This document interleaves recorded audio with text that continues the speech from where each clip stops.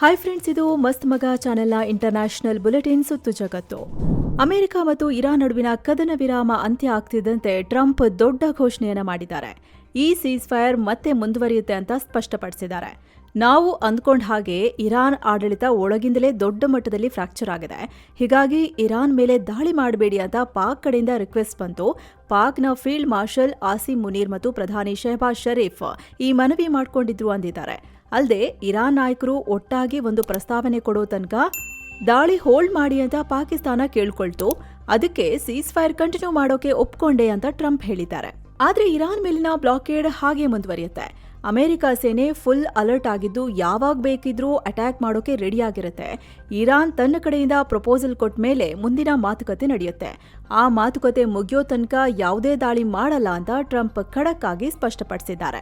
ಹೀಗಾಗಿ middle East ಕದನ ಸದ್ಯದ ಮಟ್ಟಿಗೆ ಎಸ್ಕಲೇಟ್ ಆಗಲ್ಲ. ಹಾಗೆ ಎರಡನೇ ಸುತ್ತಿನ ಮಾತುಕತೆ ಯಾವಾಗ ಆಗುತ್ತೆ ಅಂತಲೂ ಗೊತ್ತಿಲ್ಲ. ಸೊ ಆ ಮೀಟಿಂಗ್ ಯಾವಾಗ ಆಗುತ್ತೋ ಅದರ ಫಲಿತಾಂಶ ಏನಿರುತ್ತೋ ಅನ್ನೋದ್ರ ಮೇಲೀಗ ಜಗತ್ತಿನ ಗಮನ ಇದೆ. ಇದರ ಬೆನ್ನಲ್ಲೇ ಟ್ರಂಪ್ ಮತ್ತೊಂದು ಪೋಸ್ಟ್ ಕೂಡ ಹಾಕಿದ್ದಾರೆ. ಇರಾನ್ ಆರ್ಥಿಕವಾಗಿ ಸಂಪೂರ್ಣ ಕುಸಿದು ಹೋಗಿದೆ, ಅವರಿಗೆ ಹಣದ ಅವಶ್ಯಕತೆ ತುಂಬಾ ಇದೆ ಅಂತ ಹೇಳಿದ್ದಾರೆ. ಜೊತೆಗೆ ಇರಾನ್ ಈಗ ದಿನಕ್ಕೆ $500 ಮಿಲಿಯನ್ ನಷ್ಟ ಮಾಡ್ಕೋತಿದೆ. ಅಲ್ಲಿನ ಸೇನಾಪಡೆ ಮತ್ತು ಪೊಲೀಸರಿಗೆ ಸರಿಯಾಗಿ ಸಂಬಳ ಸಿಗ್ತಿಲ್ಲ ಅಂತ ಕಂಪ್ಲೇಂಟ್ ಮಾಡ್ತಿದ್ದಾರೆ ಅಂತ ಟ್ರಂಪ್ ಹೇಳಿದ್ದಾರೆ. ಹಾಗೆ ತಕ್ಷಣನೇ ಹಾರ್ಮುಜ್ ಜಲಸಂಧಿ ಓಪನ್ ಮಾಡೋಕೆ ಇರಾನ್ ಬಯಸ್ತಿದೆ. ಯಾಕಂದ್ರೆ ಅದು ಓಪನ್ ಆದ್ರೆ ಮಾತ್ರ ಅವರಿಗೆ ಹಣ ಸಿಗತ್ತೆ. ಆದ್ರೆ ತಮ್ಮ ಇಮೇಜ್ ಹಾಳಾಗಬಾರ್ದು ಅಂತ ಇರಾನ್ ಇದನ್ನ ಓಪನ್ ಆಗಿ ಹೇಳ್ತಿಲ್ಲ ಅಷ್ಟೇ ಅಂದಿದ್ದಾರೆ. ಅಲ್ಲದೆ ಸದ್ಯ ಇರಾನ್ಗೆ ಪ್ರೆಷರ್ ಹಾಕೋಕೆ ನಾವು ನೇವಲ್ ಬ್ಲಾಕೇಡ್ ಮುಂದುವರಿಸಿದೀವಿ. ನಾವು ಹೀಗೆ ಮಾಡದಿದ್ರೆ ಇರಾನ್ ಅನ್ನ ನಾವು ಸರ್ವನಾಶ ಮಾಡೋವರೆಗೂ ಅವರು ನಮ್ಮೊಂದಿಗೆ ಡೀಲ್ ಮಾಡ್ಕೊಳ್ಳೋದಿಲ್ಲ ಅಂತ ಟ್ರಂಪ್ ಹೇಳಿದ್ದಾರೆ. ಇತ್ತ ಕದನ ವಿರಾಮ ವಿಸ್ತರಣೆ ಬಗ್ಗೆ ಇರಾನ್ ಮಾತನಾಡಿದೆ. ಇದರಲ್ಲೇನು ಅರ್ಥನೇ ಇಲ್ಲ ಅಂತ ಇರಾನ್ ಪಾರ್ಲಿಮೆಂಟ್ ಸ್ಪೀಕರ್ ಘಾಲಿ ಬಾಬ್ರಾ ಸಲಹೆಗಾರ ಮೆಹದಿ ಮೊಹಮ್ಮದಿ ಕಿಡಿಕಾರಿದ್ದಾರೆ. ಜೊತೆಗೆ ಈ ಸಂಘರ್ಷದಲ್ಲಿ ಸೋತಿರೋ ಅಮೆರಿಕ ನಮಗೆ ಯಾವುದೇ ಷರತ್ತು ವಿಧಿಸೋಕೆ ಸಾಧ್ಯ ಇಲ್ಲ. ಅಮೆರಿಕದ ನೌಕಾ ದಿಗ್ಬಂಧನ ಬಾಂಬ್ ದಾಳಿಗಿಂತ ಭಿನ್ನವಾಗಿಲ್ಲ. ಇದಕ್ಕೆ ಮಿಲಿಟರಿ ಮೂಲಕವೇ ತಕ್ಕ ಉತ್ತರ ನೀಡಬೇಕು ಅಂದಿದ್ದಾರೆ. ಹಾಗೆ ಅನಿರೀಕ್ಷಿತ ದಾಳಿ ನಡೆಸೋಕೆ ಟ್ರಂಪ್ ಈ ತಂತ್ರ ಹೂಡಿದ್ದಾರೆ.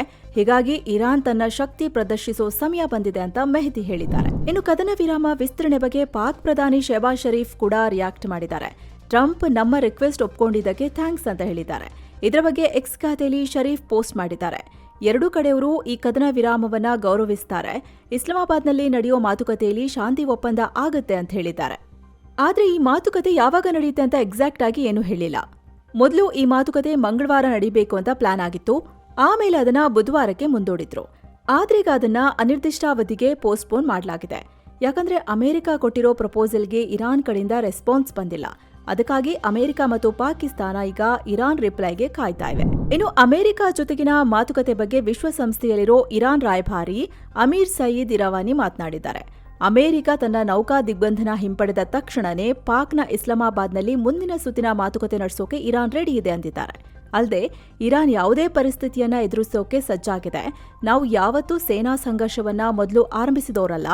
ಒಂದ್ ವೇಳೆ ಅಮೆರಿಕ ರಾಜತಾಂತ್ರಿಕ ಪರಿಹಾರ ಬಯಸಿದ್ರೆ ನಾವು ಸಿದ್ಧ, ಯುದ್ಧವನ್ನೇ ಬಯಸಿದ್ರೆ ಅದಕ್ಕೂ ಇರಾನ್ ರೆಡಿ ಇದೆ ಅಂತ ಇರವಾನಿ ಹೇಳಿದ್ದಾರೆ. ಕಾಶಿ, ಅಯೋಧ್ಯೆ, ತ್ರಿವೇಣಿ ಸಂಗಮ, ಗಯಾ ಮತ್ತೆ ಬೋಧ್ ಗಯಾಗೆ ಹೋಗ್ಬೇಕು ಅನ್ನೋರಿಗೆ ಸೆವೆನ್ ಸ್ಯಾಂಡ್ಸ್ ಕಡೆಯಿಂದ ಒಳ್ಳೆ ಆಫರ್ ಇದೆ. ಕೇವಲ $39,500 5 ದಿನಗಳ ಕಂಪ್ಲೀಟ್ ಪ್ಯಾಕೇಜ್. ಇದರಲ್ಲಿ ಫ್ಲೈಟ್ ಟಿಕೆಟ್, 3 ಸ್ಟಾರ್ ಹೋಟೆಲ್, ಊಟ, ಎಸಿ ಟ್ರಾನ್ಸ್ಪೋರ್ಟ್ ಇನ್ಕ್ಲೂಡ್ ಆಗಿದೆ. 24 ಗಂಟೆ ಟೂರ್ ಮ್ಯಾನೇಜರ್ ಗೈಡೆನ್ಸ್ ಇರುತ್ತೆ. ಹಾಗೆ ಹಿರಿಯ ನಾಗರಿಕರಿಗೆ ಸ್ಪೆಷಲ್ ಕೇರ್ ತಗೋತಾರೆ. ಬರೋ ಮೇ 5ಕ್ಕೆ ಈ ಟ್ರಿಪ್ ಹೊರಡಲಿದ್ದು ಸೀಟ್ಗಳು ಕಮ್ಮಿ ಇವೆ. ಆಸಕ್ತರು ಕೆಳಗಿರೋ ನಂಬರ್ಗೆ ಕಾಲ್ ಮಾಡಿ ಟಿಕೆಟ್ ಬುಕ್ ಮಾಡ್ಕೊಳ್ಳಿ. ಇನ್ನು ಕದನ ವಿರಾಮ ವಿಸ್ತರಣೆಯಾಗಿರೋ ನಡುವೆನೇ ಇರಾನ್ ಗಲ್ಫ್ ರಾಷ್ಟ್ರಗಳಿಗೆ ದೊಡ್ಡ ವಾರ್ನಿಂಗ್ ಕೊಟ್ಟಿದೆ. ನಿಮ್ಮ ತೈಲ ಇನ್ಫ್ರಾಸ್ಟ್ರಕ್ಚರ್ ಮೇಲೆಲ್ಲ ದಾಳಿ ಮಾಡ್ತೀವಿ ಅಂತ ಹೇಳಿದೆ. ನಮ್ಮ ಮೇಲೆ ದಾಳಿ ಮಾಡೋಕೆ ಅಮೆರಿಕಾಗೆ ನಿಮ್ಮ ನೆಲವನ್ನ ಬಿಟ್ಕೊಟ್ರೆ ನೆಟ್ಟಿಗಿರಲ್ಲ. ಮಧ್ಯಪ್ರಾಚ್ಯದ ತೈಲ ಉತ್ಪಾದನೆಗೆ ನೀವೆಲ್ಲ ಶಾಶ್ವತವಾಗಿ ಗುಡ್ ಬೈ ಹೇಳಬೇಕಾಗತ್ತೆ. ಹಾಗ್ ಮಾಡ್ತೀವಿ ಅಂತ ಎಚ್ಚರಿಸಿದ್ದಾರೆ.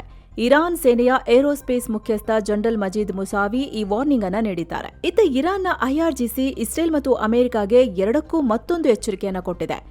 ನಾವು ಸದ್ಯ ಯುದ್ಧ ಸಿದ್ಧತೆಯ ಉತ್ತುಂಗದಲ್ಲಿದ್ದೇವೆ ಮತ್ತು ಶತ್ರುಗಳ ಸವಾಲನ್ನ ಎದುರಿಸೋಕೆ ಸಂಪೂರ್ಣವಾಗಿ ಸಿದ್ಧರಿದ್ದೇವೆ ಅಂತ ಘೋಷಿಸಿದೆ.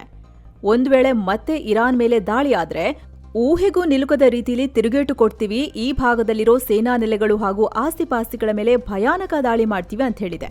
ಈ ಬೆದರಿಕೆಗಳ ನಡುವೆ ಇರಾನ್ ಶಕ್ತಿ ಪ್ರದರ್ಶನ ಕೂಡ ಮಾಡಿದೆ. ದೇಶದಾದ್ಯಂತ ರ್ಯಾಲಿ ನಡೆಸಿ ಬ್ಯಾಲಿಸ್ಟಿಕ್ ಕ್ಷಿಪಣಿಗಳ ಪ್ರದರ್ಶನ ಮಾಡಿದೆ. ತೆಹರಾನ್ನ ಹಲವು ಕಡೆ ಖದರ್ ಮತ್ತು ಕೋರಮ್ ಶಹರ್ 4ನಂತಹ ಭೀಕರ ಕ್ಷಿಪಣಿಗಳನ್ನು ಪ್ರದರ್ಶಿಸಿದೆ.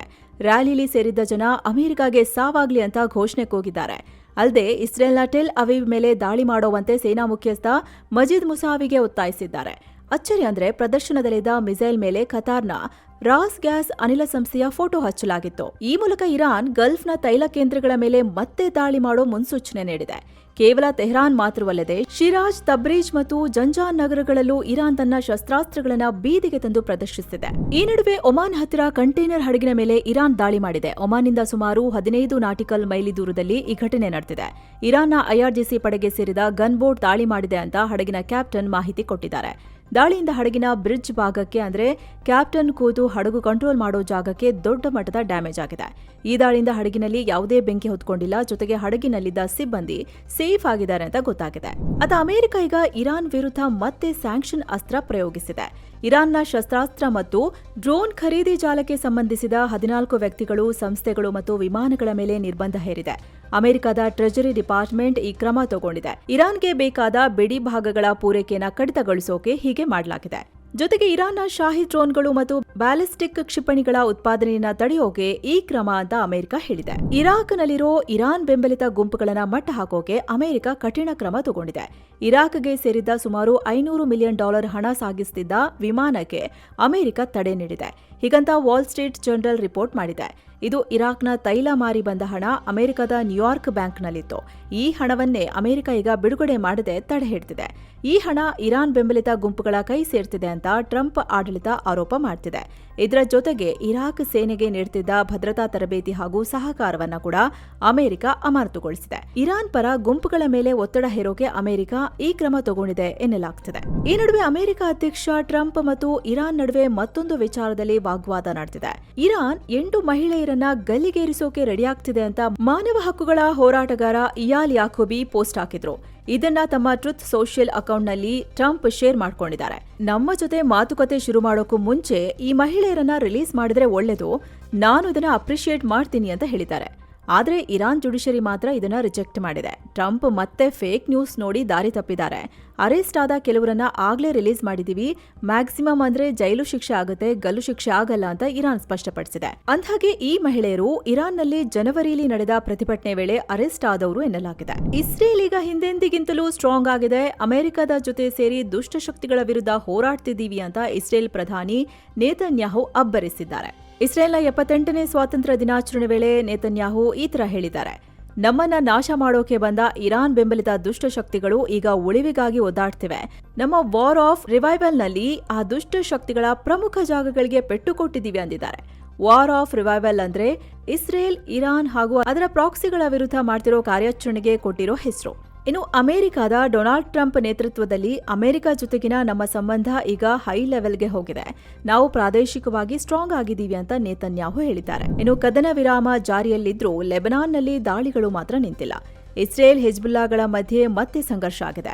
ದಕ್ಷಿಣ ಲೆಬನಾನ್ನಲ್ಲಿರೋ ಇಸ್ರೇಲ್ ಪಡೆಗಳ ಮೇಲೆ ಹೆಜ್ಬುಲ್ಲಾಗಳು ರಾಕೆಟ್ ದಾಳಿ ಮಾಡಿದ್ದಾರೆ. ಇದು ಕದನ ವಿರಾಮದ ಗಂಭೀರ ಉಲ್ಲಂಘನೆ ಅಂತ ಇಸ್ರೇಲ್ ಆರೋಪಿಸಿದೆ. ಇದಕ್ಕೆ ಪ್ರತಿಯಾಗಿ ಇಸ್ರೇಲ್ ಕೂಡ ಹೆಜ್ಬುಲ್ಲಾ ನೆಲೆಗಳ ಮೇಲೆ ದಾಳಿ ಮಾಡಿದೆ. ಆದರೆ 2 ದಾಳಿಗಳಲ್ಲಾದ ಸಾವು ನೋವಿನ ಬಗ್ಗೆ ಇನ್ನಷ್ಟೇ ಸ್ಪಷ್ಟನೆ ಸಿಗಬೇಕಿದೆ. ಅತ್ತ ಲೆಬನಾನ್ನಲ್ಲಿ ಇಸ್ರೇಲ್ ಮತ್ತೆ ದಾಳಿ ಮಾಡಿದೆ. ದಕ್ಷಿಣ ಲೆಬನಾನ್ನ ಅಲ್ ಬಯಾದ ಪಟ್ಟಣದಲ್ಲಿ ಹಲವು ಮನೆಗಳನ್ನ ಇಸ್ರೇಲ್ ಸೇನೆ ಧ್ವಂಸ ಮಾಡಿದೆ. ಆದ್ರೆ ಇದರಲ್ಲಿ ಏನ್ ಹಾನಿಯಾಗಿದೆ ಅನ್ನೋದ್ರ ಬಗ್ಗೆ ಇನ್ನಷ್ಟೇ ಕ್ಲಾರಿಟಿ ಸಿಗಬೇಕಿದೆ. ಸದ್ಯ ಇಸ್ರೇಲ್ ಮತ್ತು ಲೆಬನಾನ್ ಮಧ್ಯೆ 10 ದಿನಗಳ ಕದನ ವಿರಾಮ ಜಾರಿಯಲ್ಲಿದೆ. ಗುರುವಾರ ಮತ್ತೆ ಅಮೆರಿಕದಲ್ಲಿ ಉಭಯ ದೇಶಗಳ ಮಧ್ಯೆ 2ನೇ ಸುತ್ತಿನ ಮಾತುಕತೆಗಾಗಿ ತಯಾರಿ ನಡೆಯುತ್ತಿದೆ. ಅದೆಲ್ಲದರ ಮಧ್ಯೆನೇ ಈ ಬೆಳವಣಿಗೆ ಆಗಿರೋದ್ರಿಂದ ಕದನ ವಿರಾಮ ಬಿದ್ದೋಗುತ್ತಾ ಅನ್ನೋ ಅನುಮಾನ ಮೂಡ್ತಿದೆ. ಇನ್ನೊಂದ್ ಕಡೆ ದಕ್ಷಿಣ ಲೆಬನಾನ್ನಲ್ಲಿ ಯೇಸು ಕ್ರಿಸ್ತರ ಮೂರ್ತಿಯನ್ನ ಧ್ವಂಸ ಮಾಡಿದ್ದ ತನ್ನ 2 ಸೈನಿಕರನ್ನ ಇಸ್ರೇಲ್ ಜೈಲಿಗೆ ಹಾಕಿದೆ. ಇವರಿಬ್ಬರನ್ನ ಕರ್ತವ್ಯದಿಂದ ತೆಗೆದುಹಾಕಿ 30 ದಿನಗಳ ಮಿಲಿಟರಿ ಜೈಲು ಶಿಕ್ಷೆ ವಿಧಿಸಲಾಗಿದೆ. ಡೆಬೆಲ್ ಅನ್ನೋ ಕಡೆ ಇಸ್ರೇಲ್ ಸೈನಿಕನೊಬ್ಬ ಸುತ್ತಿಗೆಯಿಂದ ಯೇಸುವಿನ ಮೂರ್ತಿಯನ್ನ ಧ್ವಂಸ ಮಾಡಿದ. ಮತ್ತೊಬ್ಬ ಸೈನಿಕ ಈ ಕೃತ್ಯದ ಫೋಟೋ ತೆಗೆದಿದ್ದ. ಈ ಫೋಟೋ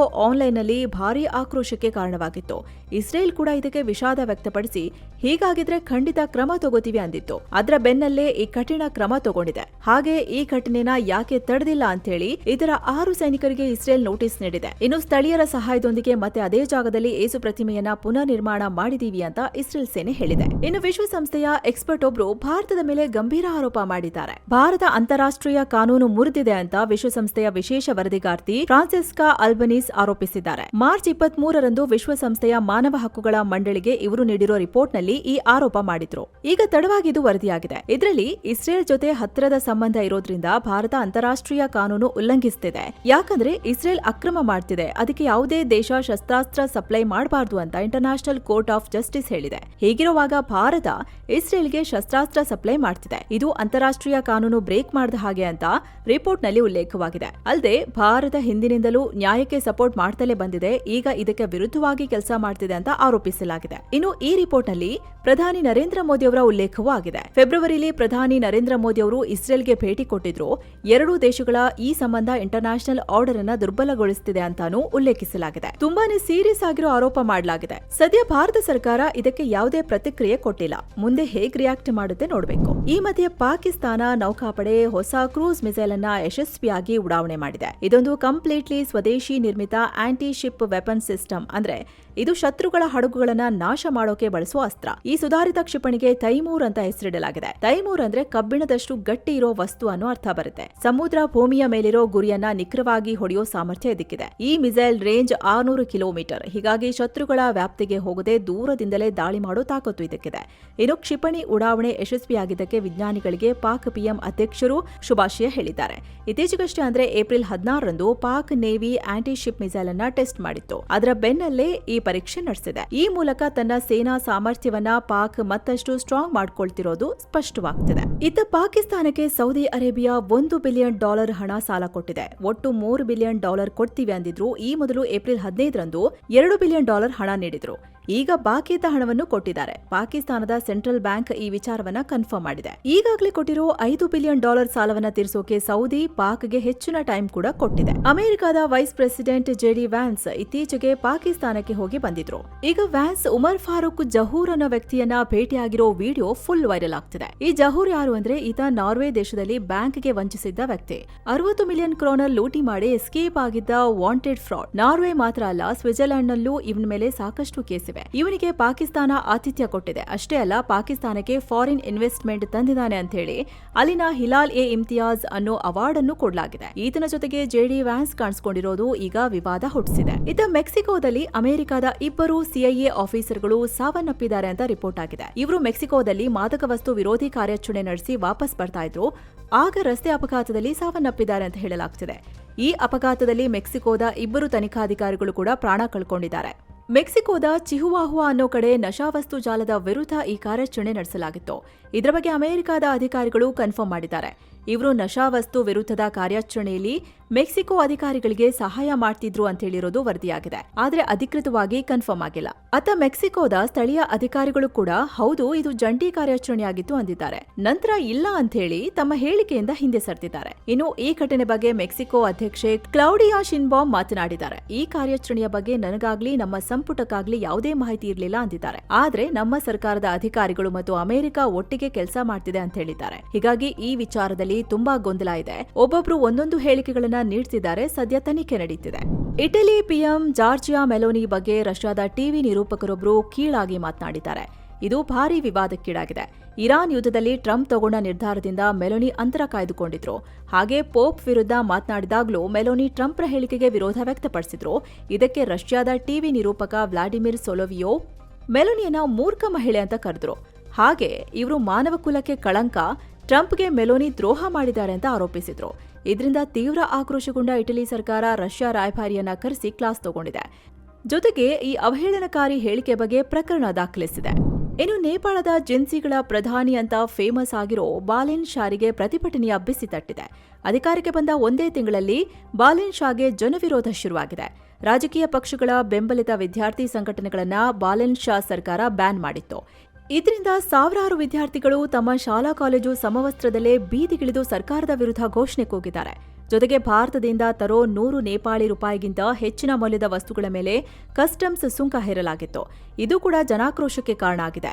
ನಾವು ದಿನನಿತ್ಯದ ಅಗತ್ಯ ವಸ್ತುಗಳಿಗಾಗಿ ಭಾರತವನ್ನೇ ನಂಬಿಕೊಂಡಿದ್ದೇವೆ. ಈ ನಿರ್ಧಾರದಿಂದ ಆರ್ಥಿಕ ಹೊರೆಯಾಗ್ತಿದೆ ಅಂತ ಜನ ರೊಚ್ಚಿಗೆದ್ದಿದ್ದಾರೆ. ಜೊತೆಗೆ ಅಕ್ರಮ ಆಸ್ತಿ ಮತ್ತು ಭ್ರಷ್ಟಾಚಾರದ ಆರೋಪ ಹೊತ್ತಿರೋ ಗೃಹ ಸಚಿವ ಸುದನ್ ಗುರುಂಗ್ ರಾಜೀನಾಮೆಗೆ ಒತ್ತಾಯಿಸಿ ಹೋರಾಟ ತೀವ್ರಗೊಂಡಿದೆ. ರಾಜಧಾನಿ ಕಠ್ಮಂಡು ಸೇರಿದಂತೆ ಹಲವು ಕಡೆ ಪ್ರತಿಭಟನೆಗಳು ಶುರುವಾಗಿವೆ. ವಿದ್ಯಾರ್ಥಿಗಳು, ರಾಜಕೀಯ ಗುಂಪುಗಳು, ಸಾಮಾನ್ಯ ಜನ ಎಲ್ಲರೂ ಬೀದಿಗಿಳಿದಿದ್ದಾರೆ. ಇನ್ನು ಯುಎಇ ರಾಜಧಾನಿ ಅಬುದಾಬಿಯ ಜಾಯೆದ್ ಇಂಟರ್ನ್ಯಾಷನಲ್ ಏರ್ಪೋರ್ಟ್ ಹೊಸ ಯೋಜನೆ ತಂದಿದೆ. ಪ್ರಯಾಣಿಕರಲ್ಲದವರಿಗೂ ವಿಮಾನ ನಿಲ್ದಾಣ ಪ್ರವೇಶಿಸೋಕೆ ಅವಕಾಶ ನೀಡಿದೆ. ಇದಕ್ಕಾಗಿ ಹೊಸದಾಗಿ ಶಾಪಿಂಗ್ ಪಾಸ್ ಪರಿಚಯಿಸಿದೆ. ಬೋರ್ಡಿಂಗ್ ಪಾಸ್ ಇಲ್ದಿದ್ರೂ ಸಾರ್ವಜನಿಕರು ಟರ್ಮಿನಲ್ ಪ್ರವೇಶಿಸಬಹುದು. ಒಳಗೆ ಐಷಾರಾಮಿ ಅಂಗಡಿಗಳು, ರೆಸ್ಟೋರೆಂಟ್ಗಳಲ್ಲಿ ಸಮಯ ಕಳೆಯಬಹುದು. ಸದ್ಯಕ್ಕೆ 8 ವಾರಗಳ ಕಾಲ ಈ ಅವಕಾಶ ಇರಲಿದೆ ಅಂತ ಏರ್ಪೋರ್ಟ್ ಅಧಿಕಾರಿಗಳು ಹೇಳಿದ್ದಾರೆ. ಆದರೆ ಏರ್ಪೋರ್ಟ್ ಅನ್ನ ಶಾಪಿಂಗ್ ಮಾಲ್ ಆಗಿ ಬದಲಾಯಿಸಲಾಗ್ತಿದೆ ಅಂತ ಹೇಳಿ ಕೆಲವರು ಈ ನಿರ್ಧಾರವನ್ನ ವಿರೋಧಿಸುತ್ತಿದ್ದಾರೆ. ಸೊ ಫ್ರೆಂಡ್ಸ್, ಇದಾಗಿತ್ತು ಇವತ್ತಿನ ಜಗತ್ತಿನ ಸುತ್ತಾಟ. ಇನ್ನು ವಿಡಿಯೋ ಕೆಳಗೆ ಜಾಯ್ನ್ ಆಪ್ಷನ್ ಇದೆ, ಆಸಕ್ತರು ಜಾಯ್ನ್ ಆಗ್ಬೋದು. ಇದರಿಂದ ನಿಮಗೆ ವಿಶೇಷ ವಿಡಿಯೋಗಳು ಸಿಗುತ್ತೆ, ಹಾಗೆ ನಮ್ಮ ತಂಡಕ್ಕೆ ಬೆಂಬಲ ಕೊಟ್ಟಂತೆಯೂ ಆಗುತ್ತೆ. ಆಸಕ್ತರು ಕನ್ಸಿಡರ್ ಮಾಡ್ಬೋದು. ಹೀಗೆ ಮತ್ತೆ ಭೇಟಿ ಆಗ್ತಿರೋಣ. ನಮಸ್ತೆ.